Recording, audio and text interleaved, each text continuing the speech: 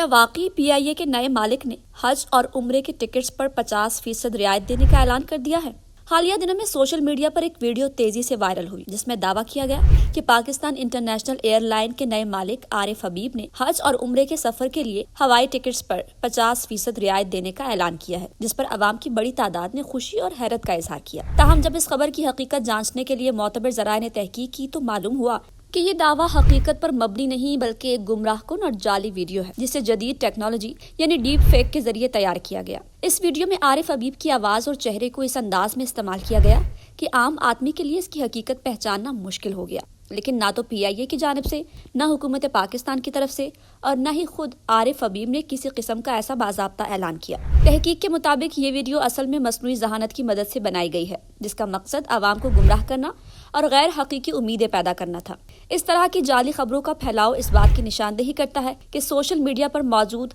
ہر خبر یا ویڈیو قابل اعتماد نہیں ہوتی، خاص طور پر جب بات قومی اداروں، مذہبی سفر جیسے حساس موضوعات اور مالی سہولتوں کی ہو۔ اس واقعے سے یہ سبق ملتا ہے کہ ہمیں کسی بھی خبر کو آگے پھیلانے سے پہلے اس کی تصدیق مستند ذرائع سے ضرور کرنی چاہیے، کیونکہ غلط معلومات نہ صرف عوام کو ذہنی پریشانی میں مبتلا کرتی ہیں بلکہ اداروں کی ساکھ کو بھی نقصان پہنچاتی ہیں۔ لہٰذا یہ واضح ہے کہ حج اور عمرہ ٹکٹس پر 50% رعایت کا اعلان محض ایک افواہ ہے اور اس کا حقیقت سے کوئی تعلق نہیں، اور ہمیں بطور ذمہ دار شہری سچ اور جھوٹ میں فرق کرنا سیکھنا ہوگا۔